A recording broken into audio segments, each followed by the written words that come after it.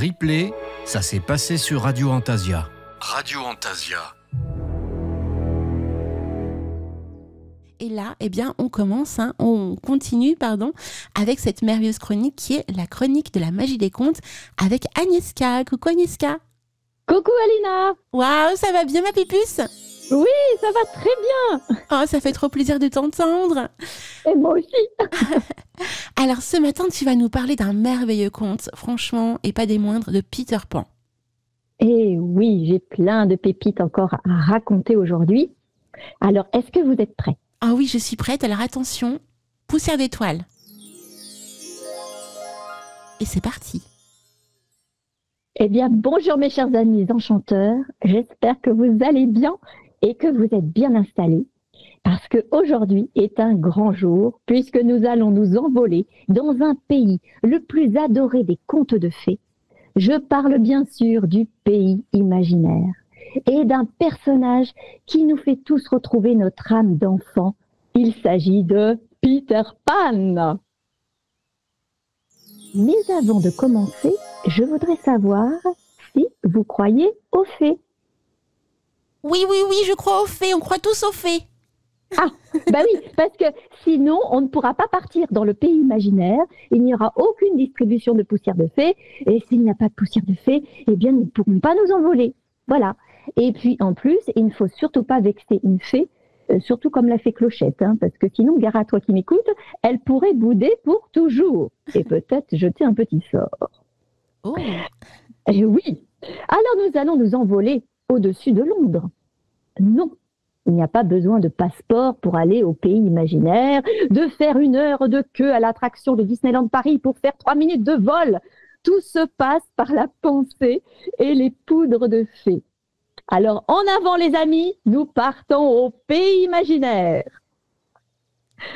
Alors, le monde de Peter Pan, il représente 2 forces opposées. Le monde de l'enfance, ne jamais vieillir, donc ne jamais mourir, rester éternellement jeune, le temps s'arrête. Et l'autre, c'est le monde des adultes. Être mortel, rester sérieux, ne plus s'amuser, vieillir et mourir. Alors, en fouillant dans mes archives et mes petits grimoires d'autre temps, je me suis posé la question, comment ce personnage de Peter Pan est né? Eh bien, Peter Pan, il est né de l'imaginaire de l'auteur écossais. Décidément, l'Écosse est le pays des fées. De l'auteur écossais James Matthew Barrie, qui inventa ce personnage. Et comme Andersen, James Matthew Barrie, il s'inspire de sa propre vie pour le transmettre dans ses histoires fantastiques. Il fait un mélange de sa vie réelle et de son imaginaire. Il vient d'une famille de 10 enfants et sa mère lui transmet le goût de la lecture en lui lisant des histoires. Alors, il a un amour très fort pour sa mère. Et malheureusement, un drame va avoir lieu puisqu'il perd son frère aîné d'un accident, très jeune, et sa mère n'arrivant pas à supporter le décès de ce fils aîné, eh bien, le petit James Matthew Barrie, il veut remplacer ce frère disparu préféré dans le cœur de sa mère, qu'il aura du mal à combler, et évidemment, il n'arrivera pas. Suite à ce choc, donc le petit James, ça l'a empêché de grandir normalement. Et il était plutôt devenu un homme plutôt menu, fluet, de petite taille.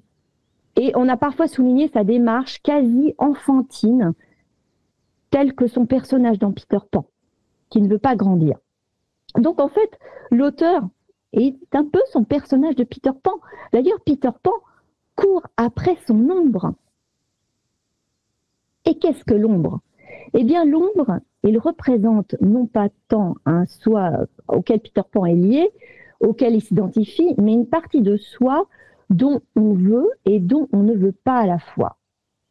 Et donc, Peter Pan, il cherche son ombre, il la poursuit, et elle s'est cachée dans un tiroir de la chambre de Wendy, cette mère de substitution qui l'accompagnera au pays imaginaire et pour s'occuper des enfants perdus. Alors Peter Pan, il ne veut pas quitter le monde des rêves, il ne souhaite pas grandir, et on comprend vite que cette ombre représente toute l'ambivalence du jeune garçon. avec son refus d'intégrer son corps, son identité réelle. Donc l'ombre est son revers espiègle qui lui échappe.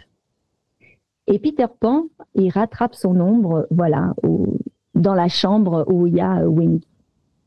Alors, créant le trouble, l'ombre évoque aussi une dualité.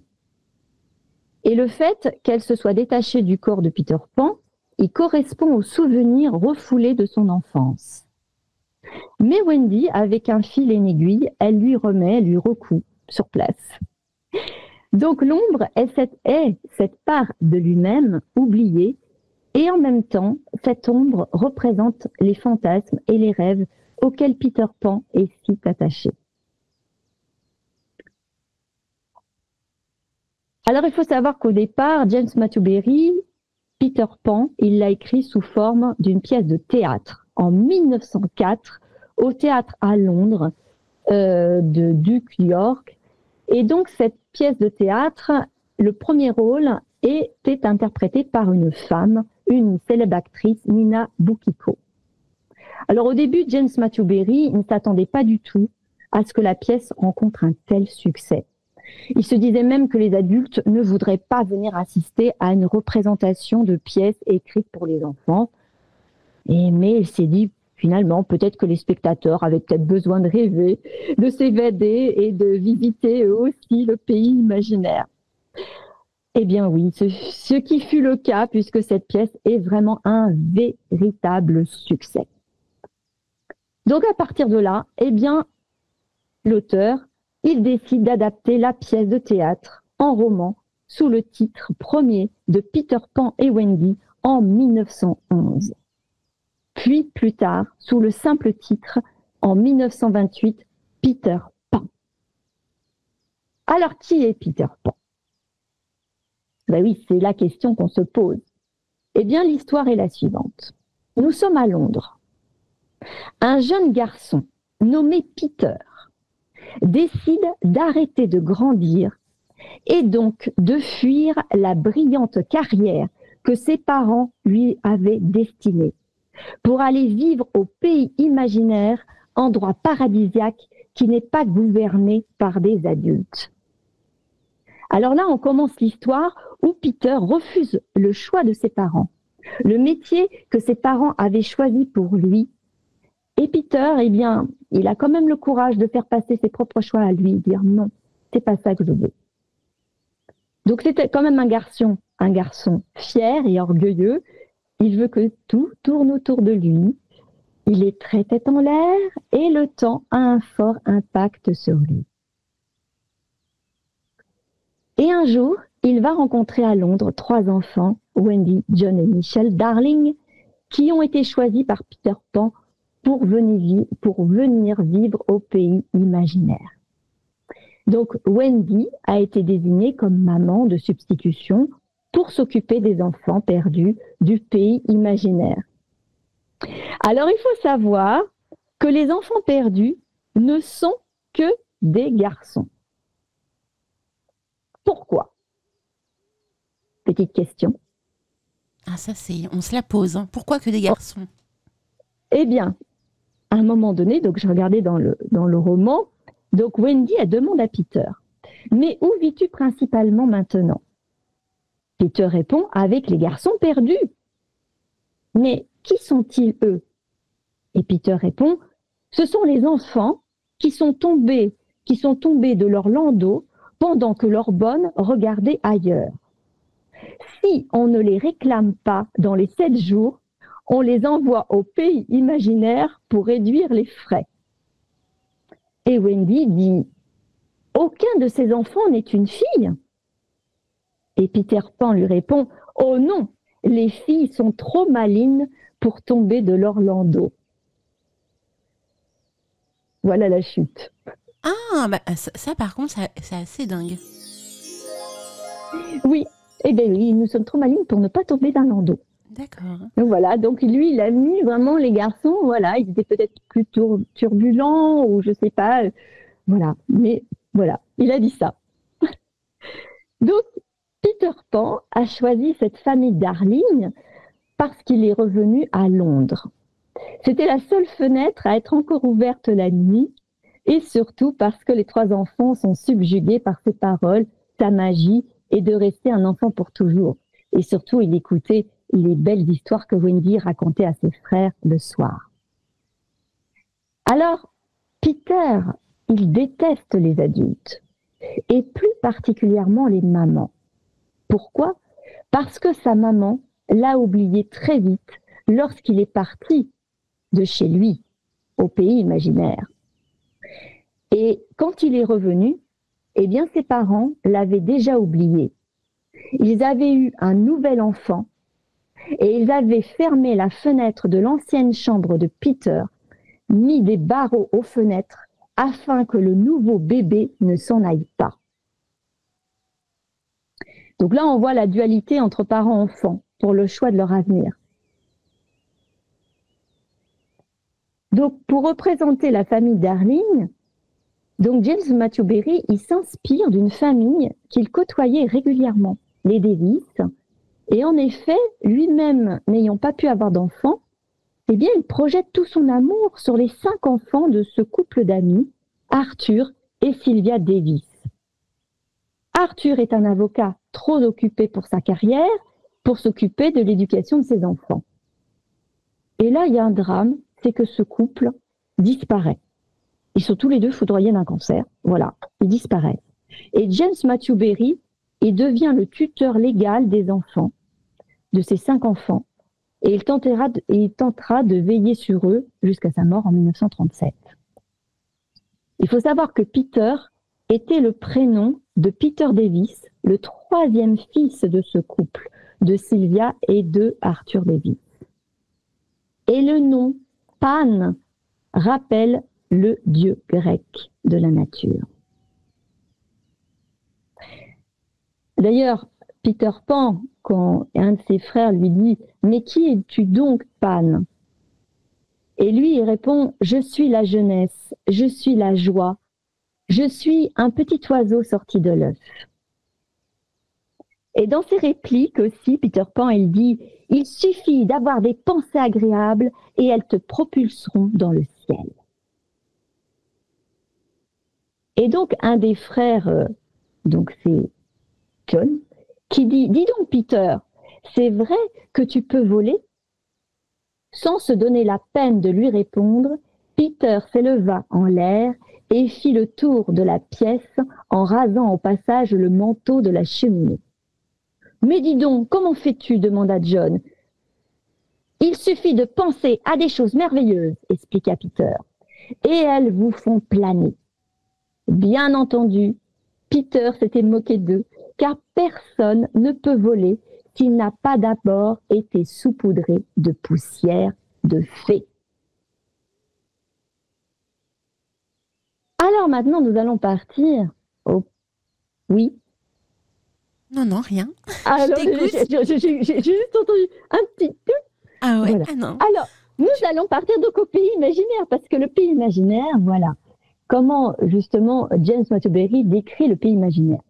Alors, il dit, de toutes les îles enchantées, le pays imaginaire est le plus douillet, le plus compact, pas du tout étalé et démesuré avec des distances interminables entre une aventure et une autre, mais au contraire, agréablement concentré.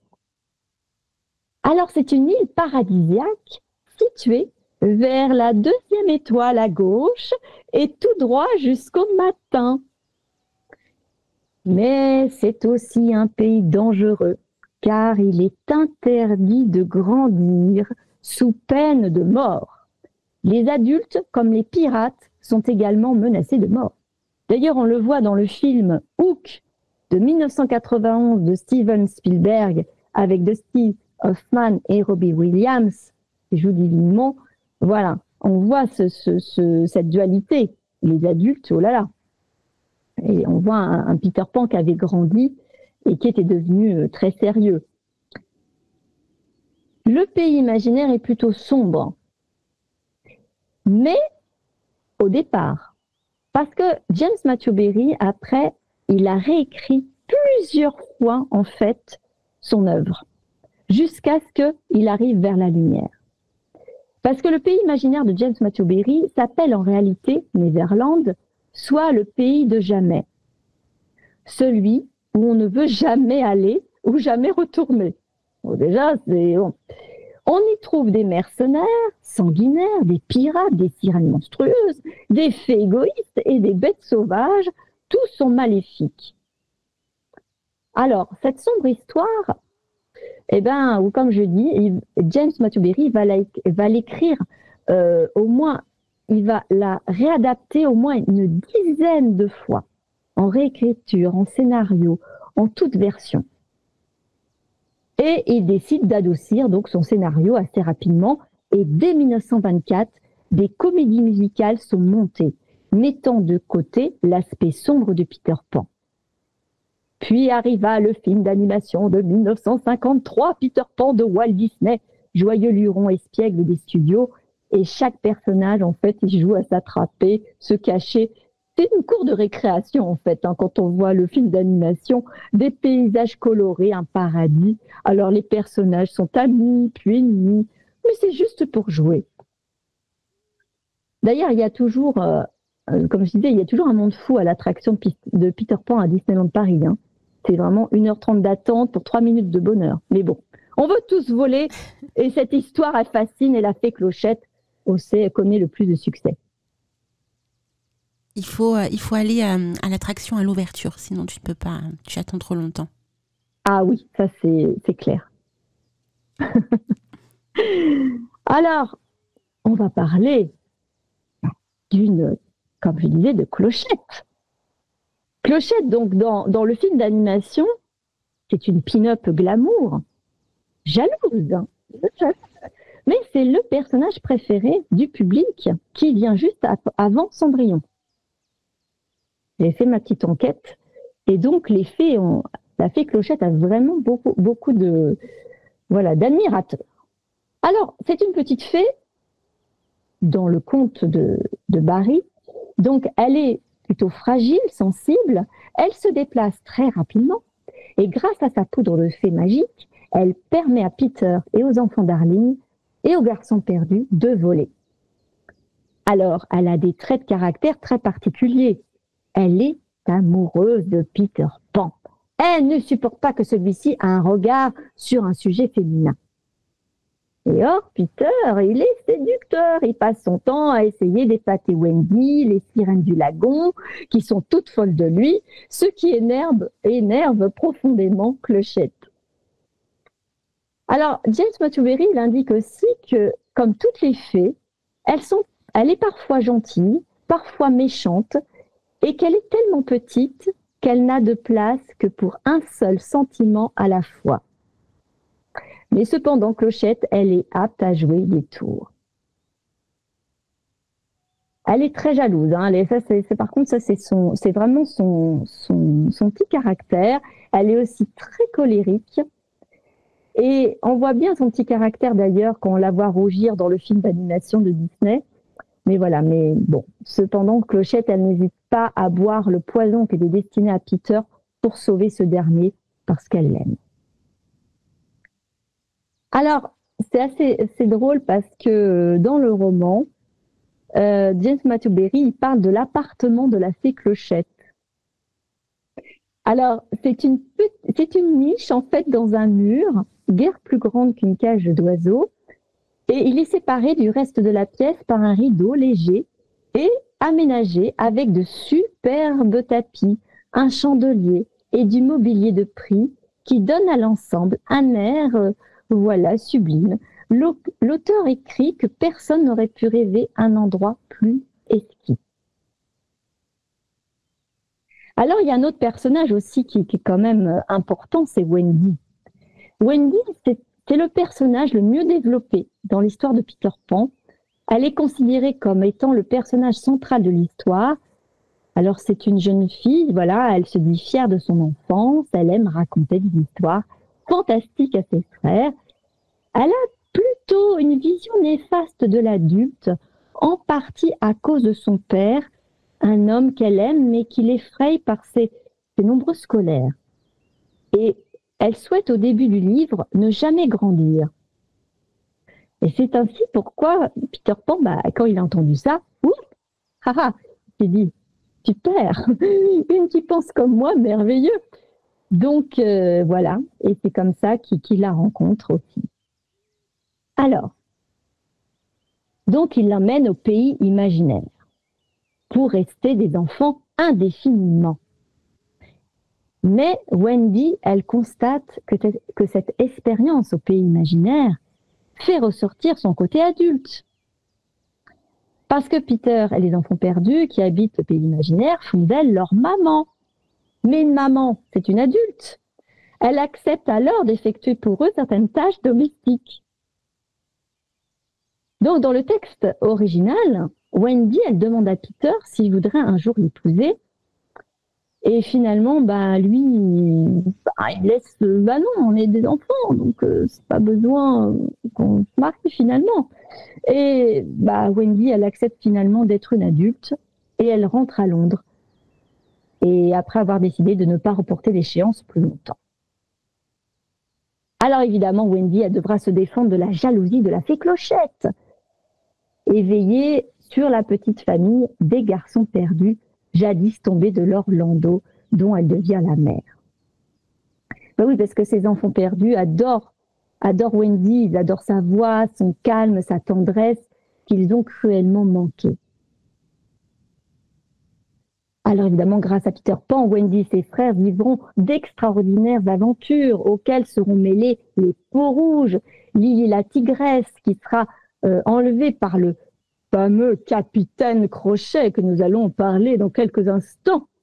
Voilà, au cours d'une embuscade, le capitaine Crochet enlève Lily la tigresse afin de capturer Peter dont il pense qu'il viendra la sauver. Et Peter Pan se rend à la lagune aux sirènes avec Wendy et elle leur dit où se trouve la jeune captive. Et à un moment donné, Peter, il arrive à sauver Lily la tigresse, il la ramène chez les Indiens et ils font tous la fête. Alors évidemment, Clochette, à cause de sa jalousie, elle va révéler la cachette de Peter Pan au capitaine Crochet. Qui, à un moment donné, Crochet, il le trouve endormi et décide de le tuer en empoisonnant avec la potion. Voilà. Et entre-temps, les enfants perdus, Wendy et ses frères sont capturés.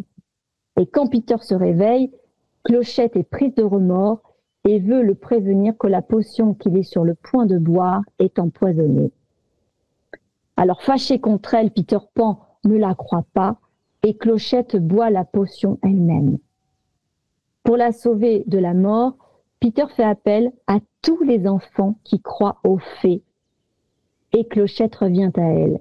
Et ça, c'est très important. Parce qu'en fait, l'auteur, dans le roman, il dit, voilà, Peter fait appel à tous les enfants qui croient aux fées. D'ailleurs, il y a une réplique là-dessus. Que si on ne croit pas aux fées, il y a une petite fée qui meurt. Une citation. Alors, Peter retourne au Jolly Roger, c'est le nom du bateau du capitaine Crochet, et une bataille s'engage. Crochet est vaincu et poussé par-dessus bord et disparaît dans la gueule du crocodile. Alors, nous allons revenir sur le capitaine Crochet qui s'appelle James Hook. Et savez-vous que le capitaine Crochet est peut-être basé sur un véritable pirate de l'histoire? Ah bon? Eh oui, ah oui. Savez-vous pourquoi on représente souvent les pirates avec un crochet au bout d'un de leurs bras? Alors, il y a peut-être un rapport avec le bateau? Alors, je reprends d'après voilà. En fait, voilà, que James Matthew Barrie a basé le capitaine Crochet sur l'image du corsaire Christopher Newport. C'est un corsaire qui a vraiment existé et qui avait perdu un bras lors d'une bataille. Alors, cela n'a d'ailleurs pas empêché de continuer pendant 20 ans à piller des bateaux espagnols et portugais et à aider à établir la colonie de Virginie, la première colonie permanente anglaise en Amérique du Nord. Et oui, Donc là, c'est dans mes recherches que j'ai regardé, enfin que j'ai découvert ça. Et dans le roman original de Peter et Wendy, eh bien le pirate s'appelle le capitaine James Hook. Il est déterminé à tuer Peter Pan parce que Peter lui a coupé la main et l'a donnée au crocodile. Alors, James Mathuberry, il dit également dans son roman que James Hook, donc capitaine Crochet, travaillait pour Barbe Noire. Donc c'est pas n'importe qui non plus, Barbe Noire, hein. Célèbre pirate aussi épouvantable. Alors, en plus, je trouve, excuse-moi, je te coupe, mais je trouve que ça ressemble par rapport à Barbe Noire, ça ressemble beaucoup à la version de la série Once Upon a Time. Hein. Oui, aussi. Je trouve. Tout à fait. Oui. Mais un jour, le capitaine Crochet, il quitte Neverland sans prévenir Peter Pan. Ce qui dévasta Peter et lui donna le sentiment d'être abandonné. Parce que le capitaine Crochet, il décide de grandir, de ne pas rester tout le temps avec le même âge. Et lorsqu'il revient à Neverland, bah oui, il était devenu un personnage très différent. Et Peter, évidemment, le considérait comme un être maléfique parce qu'il était devenu un adulte. Donc c'est comme ça que Barry le met en scène. Alors, James Hook, capitaine Crochet, est décrit comme cadavérique et noirci, avec des yeux qui étaient du bleu du myosotis. Alors, dans le langage des fleurs, la fleur du myosotis veut dire souvenir. C'est associé au souvenir. Alors, il porte des habits élégants, plutôt raffinés, dans sa diction, voilà, il a une très bonne éducation. Le porte-cigare de Hook lui permet de fumer 2 cigares à la fois, donc voilà. Bien que Hook soit insensible et sanguinaire, il est clair que ses qualités font de lui un magnifique pirate et pas totalement dénué d'héroïsme. Alors évidemment, l'assurance, l'audace de Peter Pan met les nerfs de Crochet à vif. Cela lui donnait des démangeaisons à son crochet et l'asticotait la nuit comme un insecte. Tandis que Peter, ce pirate, tant que vivait Peter, ce pirate obsédé par lui se sentait comme un lion dans une cage. Parce que Peter lui rappelle la nostalgie de sa jeunesse. Et si Crochet était un Peter Pan qui avait grandi malgré lui? Ils sont tant similaires que l'un ne peut vivre tant que l'autre ne meurt pas. Alors nous avons aussi un autre personnage, le crocodile, et le réveil qui fait tic-tac. Et oui, j'adore. Tic-tac, il est adorable. Avec la petite musique, tu sais. Ah oui. Et vraiment, les animateurs du studio Disney, ils l'ont fait en fait comme un crocodile. En fait, ils ont fait dans l'animation, si vous regardez bien, en fait, ils l'ont mélangé entre un crocodile et un chien. Ah. C'est-à-dire, tu vois, quand l'attitude du crocodile, ils l'ont fait comme une attitude de chien, le chien qui, voilà, avec la langue, qui va chercher son os. Et c'est pour ça qu'il a une allure très drôle, ce crocodile, dans Disney.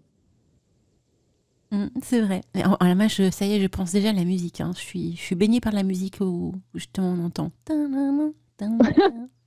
Exactement. Ça y est, je suis fichue. Tout à fait. Alors, le temps est ainsi vu tout au long du récit comme une figure menaçante. Elle est représentée par le crocodile. Cet animal immense et terrifiant a dévoré le bras du capitaine Crochet après que Peter lui ait coupé. Alors, il a également avalé un réveil et lorsque Crochet reconnaît le bruit du réveil avalé par le crocodile, il s'enfuit à toutes jambes, tremblant de peur.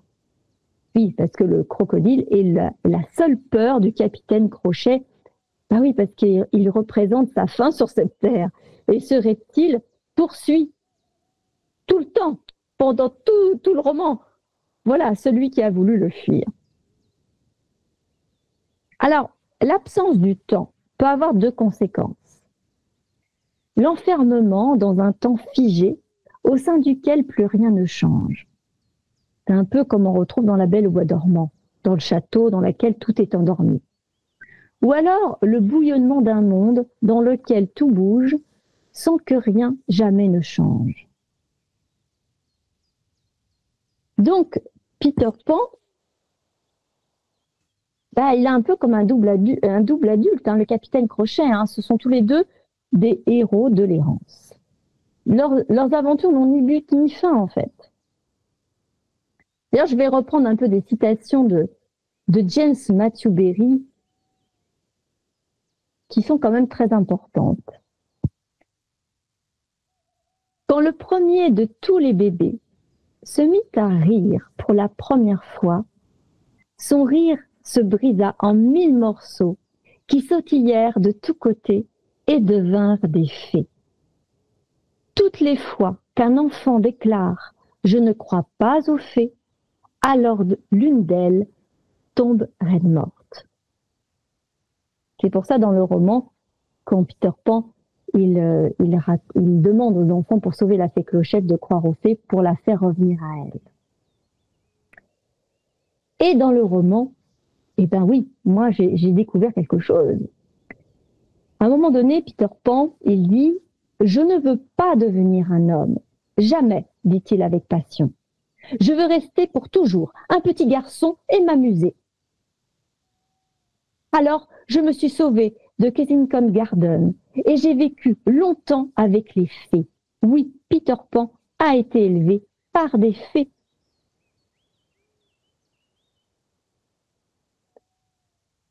Les fées adorent danser, voyez-vous, et bien qu'elles oublient les pas quand elles sont tristes, elles ont au fait de les retrouver quand elles redeviennent gaies et joyeuses. Donc là, c'est une révélation. Donc Peter Pan a été élevé par des fées. Alina. C'est fou quand même, hein. C'est dingue. J'attendais que tu termines en fait avant de réagir. Et j'en profite aussi, il y a du monde sur le chat et il y a Claude qui est là et il est super heureux de t'entendre parler de la fée Clochette et notamment de Peter Pan. Mais il y a aussi Géraldine qui est là, donc on leur fait plein de gros bisous et ils sont fans, les enchanteurs sont fans de tes chroniques. Merci. Donc oui, Peter Pan a été élevé par des fées. Donc effectivement, c'est une énorme info là. Oui, parce que en fait,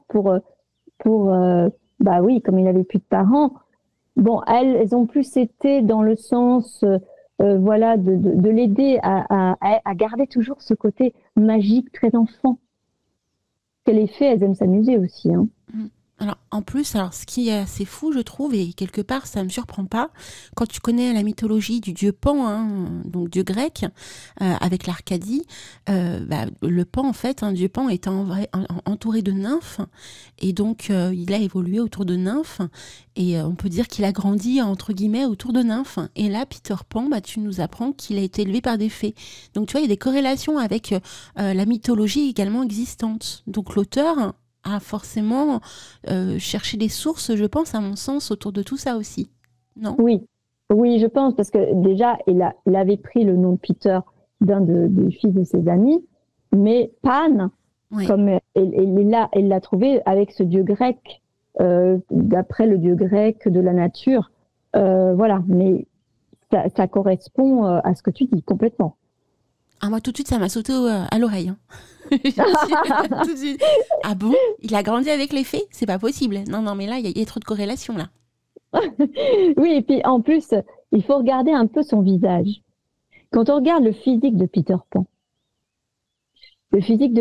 en plus, souvent, d'ailleurs, il était interprété par des femmes, d'ailleurs, au théâtre et autres. Il y a un côté entre...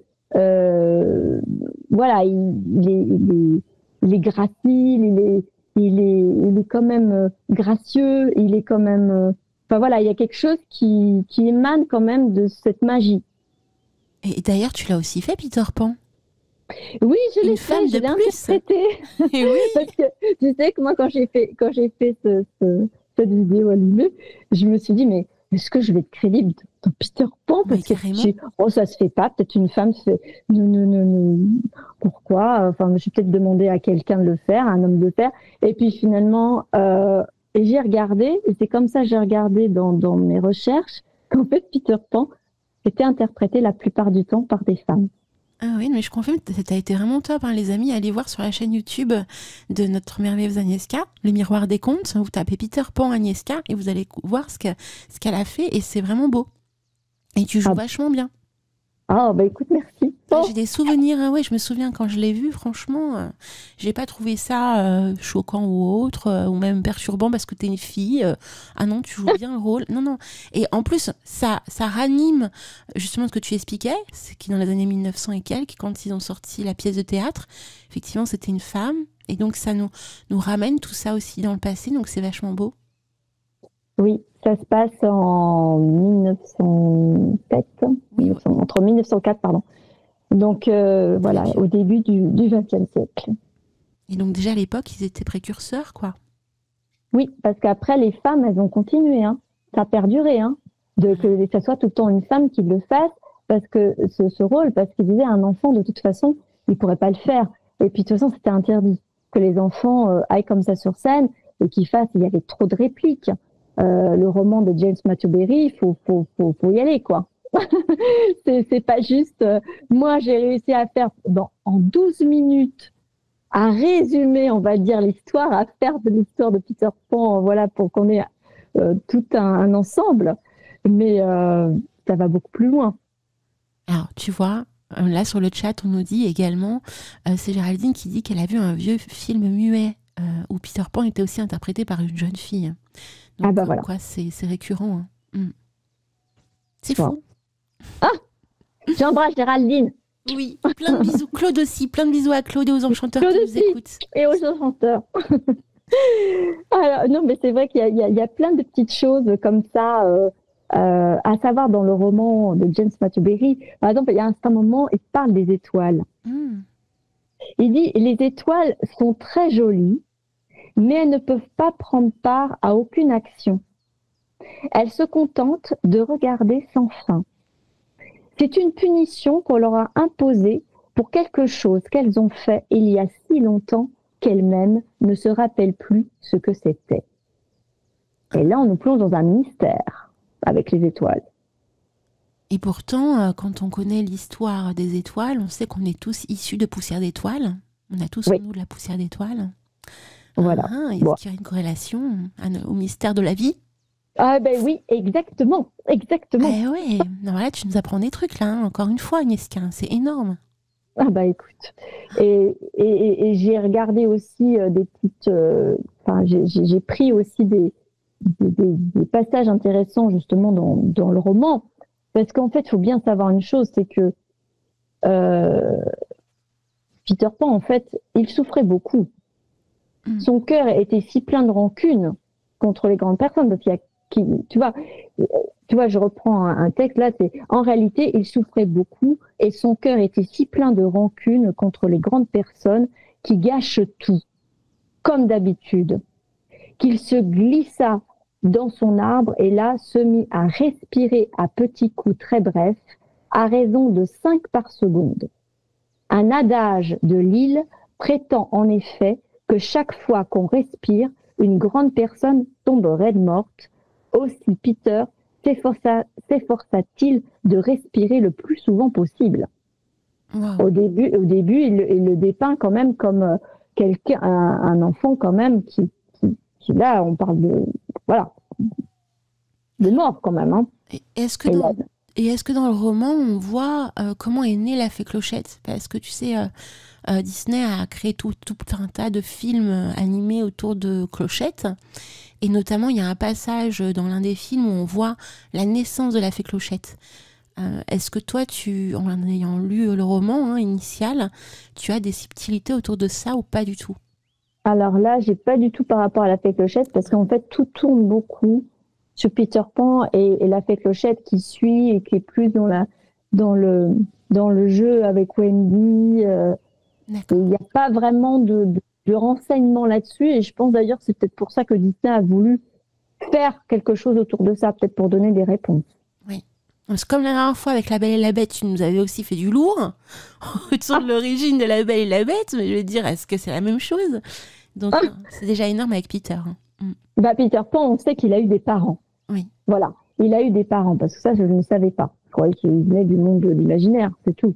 Mais en fait, il avait des parents à Londres et il venait d'un milieu apparemment bourgeois. Et ses parents voulaient le destiner à une grande carrière. Donc, pas n'importe quoi. C'était vraiment. Et lui, il a refusé ce monde, peut-être. Il faut savoir, à la Belle Époque, les parents organisaient tout pour leurs enfants. Tu n'avais pas le droit de penser par toi-même. Et là, je voyais vraiment, c'est un petit peu comme les parents qui veulent imposer à leurs enfants un métier. Et qu'il y a des enfants qui acceptent ça, et ils vont être emprisonnés quelque part parce qu'ils n'auront jamais fait eux leur propre métier, ce qu'ils ont voulu faire eux-mêmes au départ. Oui, et c'est vrai que c'était beaucoup à l'époque, hein. Ça restait longtemps. Voilà, il faut voir aussi la bourgeoisie comment c'était, hein. Enfin Déjà, être une femme et être auteur, c'était assez compliqué. Donc, oui, c'était déjà compliqué. Par exemple, il y en a une que j'aime beaucoup, c'était la première illustratrice femme qui s'appelle Béatrice Potter. Oui. Béatrice Potter, elle, qui venait d'un milieu très aisé, et ses parents ne voulaient pas qu'elle fasse carrière dans le dessin. Ah oui. Et c'est devenu une des femmes les plus riches d'Angleterre. Énorme. C'est comme l'histoire de George Sand, une voilà. super autrice, auteure. Elle était illustratrice, et on connaît ses illustrations, les petits lapins. Et il y avait plein de petits lapins à l'aquarelle, elle faisait plein de choses comme ça. Voilà. Mais elle a certainement rencontré James Matthew Berry. Oui. Donc compliqué à cette époque, hein. Mais en même temps, Peter Pan, ils l'ont créé en personnage féminin, donc c'est aussi, c'était complexe, mais en même temps, il y avait cette possibilité de fusionner les deux, quand même. Oui, alors maintenant, on voit plus dans les comédies musicales, Broadway, je vois beaucoup, il y a quand même des jeunes garçons, pas des jeunes hommes, qui interprètent très très bien Peter Pan, et ils choisissent vraiment le côté très très jovial au niveau du visage de Peter Pan. Donc voilà, il y a des hommes maintenant qui jouent Peter Pan, mais il a vraiment le physique de Peter Pan. Ils le choisissent très bien. J'en ai vu une, je sais plus, sur YouTube, une comédie musicale, Peter Pan et le garçon étaient vraiment bien. Et à la conclusion, ton ressenti quand tu as découvert le roman, vraiment dans toute sa beauté, qu'est-ce que tu en as ressenti de tout ça? Est-ce que tu trouves que la version Disney reste quand même assez proche de la version originale ou pas du tout? Alors, il y a quand même une petite...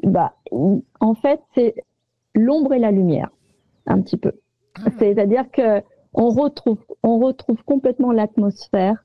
Disney a bien repris quand même l'atmosphère de James Matthew Berry, du roman. Maintenant, il l'a fait, comme je dis, comme une cour de récréation. Il a fait quelque chose d'amusant, parce qu'il avait un public aussi jeune. Il l'a vraiment fait pour les enfants. Oui, donc tu as la sensation quand même que la version... Il y a une différence, oui, il y a une différence. Il y a une différence, dans le sens, déjà, le roman, il est beaucoup plus étoffé, il y a plein de choses. C'est quand même un petit peu différent, quand même. Donc tu ressens quand même que le roman est plus pour des adultes, si on devait, et puis la version Disney plus pour les enfants, en fait. Oh, oui, c'est ça. D'accord. C'est pour les grands-enfants aussi. Oui, les grands-enfants, c'est sûr. Aussi, voilà. Pour les grands, pour les petits et les grands. Mais c'est vrai que le roman de James Matthew Berry, je pense que les adultes vont plus... c'est beaucoup plus pour les adultes, oui, quand même. Comme Madame de Villeneuve, hein, avec La Belle et la Bête. Hein, On est d'accord. Hein.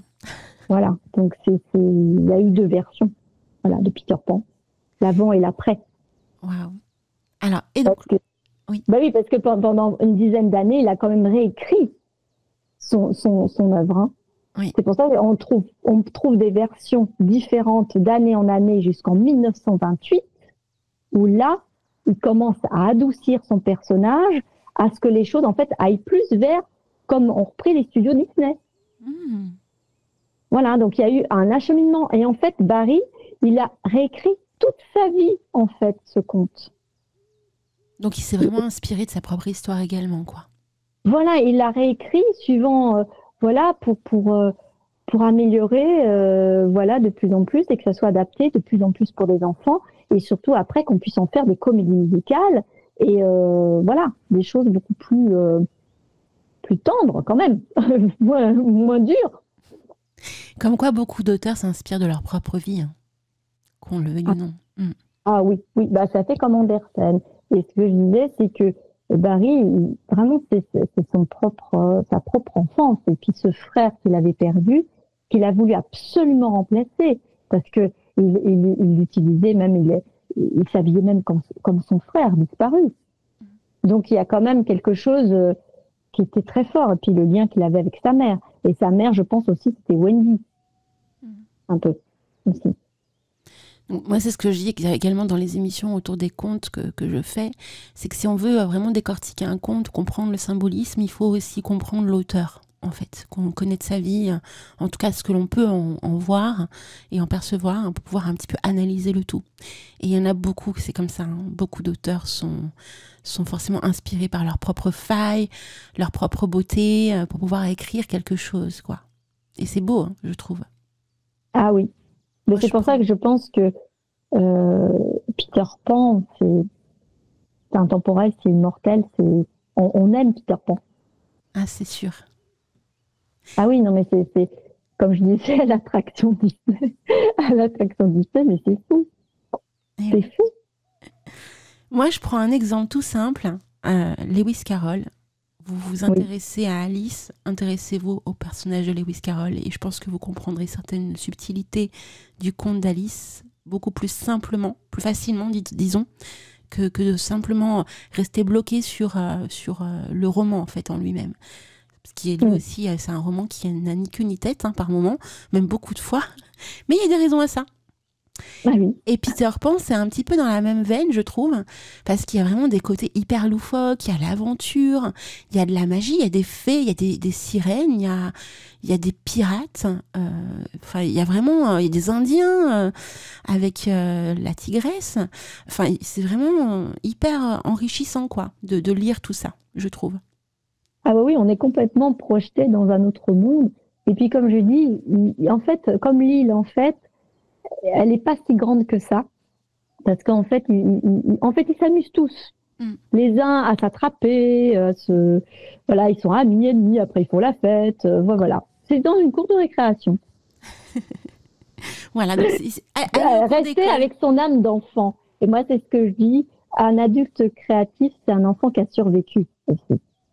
C'est beau ce que tu dis. C'est ce que j'en retire, parce que de ne jamais oublier son âme d'enfant. Et c'est vrai que Peter Pan, il y a un extrême, et le Capitaine Crochet, il y a aussi un autre extrême dans l'autre côté. Il y a le sérieux d'un côté et l'autre l'insouciance.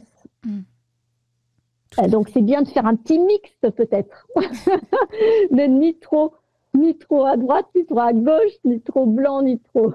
Voilà. Voilà, c'est ce que je vois moi en tous les cas. Mais de garder toujours son âme et son cœur d'enfant, c'est tellement important dans notre monde. C'est un beau message, ma très chère Agnieszka. Oui. Alors, pour conclure cette jolie chronique Enchanteresse et magique, donc le mois prochain, tu vas nous parler d'un conte extraordinaire. Et je pèse mes mots. Est-ce que tu veux nous faire un tout petit topo? Déjà le titre? Eh bien oui, je vais parler de ce fameux Peau d'âne. Waouh, Peau d'âne, les amis, Peau d'âne, c'est pas rien. Peau d'âne avec les 3 robes merveilleuses, robes couleur du temps, de lune et de soleil, et de la fée des lilas, bien sûr. Et puis la fameuse chanson qu'on se souvient tous avec le film. Le cake d'amour. Voilà, c'est ça, je cherchais. Et franchement, moi j'ai toujours ça aussi en mémoire, c'est un truc de fou. À chaque fois que je pense à Peau d'âne, c'est vraiment ce passage-là qui reste ancré. Tu pourras un petit peu nous détailler aussi tes ressentis autour de ce roman, parce que c'est un roman, il me semble. Hein. C'est un conte, en fait. C'est un conte de Charles Perrault. Ah oui, et en fait, et après qui a été adapté plus tard par comment il s'appelle Denis, voilà, pour le film avec Catherine Deneuve et Jean Marais. D'accord, je croyais que c'était un roman, tu vois. Alors, il y a probablement des romans autour de ça, mais en premier lieu, déjà, c'est Charles Perrault qui a écrit Peau d'âne. Je ne sais plus en quelle année, mais bon, c'est au XVIIe siècle en tous les cas. Et à partir de ses écrits, après, il y a eu évidemment des romans, des films, des contes, théâtre, voilà. Et tu seras parmi nous le dimanche 22 décembre, donc juste au moment de Yule en fait, et juste avant l'arrivée de Noël. Donc ça va vraiment être magnifique à découvrir ce conte à travers déjà tes yeux, ton retour, ton ressenti, parce qu'il y a énormément de symboles autour de la magie notamment dans cette histoire. Enfin, on aura l'occasion de développer tout ça le mois prochain, mais un énorme merci, ma très chère Agnieszka, parce que je peux te dire que tes chroniques, alors je sais pas si les enchanteurs le savent, mais c'est la chronique phare en fait de l'émission du Réveil des enchanteurs le dimanche matin. C'est la chronique la plus appréciée, la plus écoutée en replay. On a énormément de monde quand tu viens, donc je te remercie au passage d'en parler aussi de partout autour de toi dans tes réseaux, parce que on est hyper touchés sur Antasia que tu te donnes autant autour de cette chronique. C'est vraiment magnifique de t'entendre parler de tous ces contes. Sachez qu'Agnieszka, elle fait un travail de fou, elle relie les contes originaux, les romans originaux, elle nous fait un topo de ce qu'elle a pu percevoir, et après on fait une petite analyse en fin de chronique, mais c'est vraiment juste magnifique et magique d'avoir justement cette vision-là. Et tu es dans le milieu des contes également, tu crées de magnifiques contenus sur Internet. Donc, un grand merci à toi. Ah écoute, c'est moi qui te remercie parce que ta radio, elle est magnifique. Et voilà, moi, je suis tellement contente de faire partie de votre équipe. Écoute, c'est réciproque, ma pupuce, vraiment. C'est que du bonheur, du bonheur. Oui, et ça va bientôt faire 1 an qu'Agnieszka est avec nous, les amis, dites-vous. Bientôt 1 an. Oh là là, il va fêter ça alors. Oui, dans quelques mois, là, ça ferait 1 an. Il va trouver un sacré compte alors. Ah oui.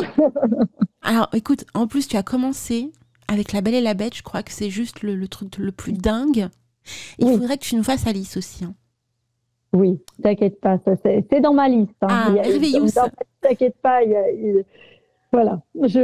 Je n'en dirai pas plus pour 2025. Ok. Je l'annoncerai pour le dimanche 22 décembre. Eh oui. Ah là, on a un exclu, les amis. Dimanche 22 décembre, soyez au rendez-vous. Oui, il faut quand même avoir les cadeaux de Noël. Et oui. D'ailleurs, en parlant du Père Noël, on va avoir le Père Noël le dimanche 8 décembre. Donc en direct, oui. Oui, donc c'est juste magnifique. La voix du Père Noël sera parmi nous dimanche 8 décembre, donc pareil, soyez au rendez-vous. Antasia, c'est plein de choses, c'est l'enchantement, c'est la magie, c'est l'ésotérisme, c'est les mystères, c'est le paranormal, c'est plein de choses. Il y a Mimi qui dit Pinocchio, c'est pour quand? Ah, ça va arriver Pinocchio, ne t'inquiète pas Mimi. Écoute, Pinocchio. On va noter, il faut noter dans la liste. Oui. Dites-moi si vous voulez un conte en particulier, envoyez-le sur le chat. Notamment ou par mail, si on veut te contacter. Ou par mail, à la radio. Oui. Au contraire. Écoute, un énorme merci à toi, ma très chère Agnieszka. Je te souhaite un très très bon dimanche. Et à bientôt. Vous aussi, un très très bon dimanche. Et en tous les cas, je vous dis à très bientôt sur les ondes. Et à très vite. Replay, ça s'est passé sur Radio Antasia. Radio Antasia.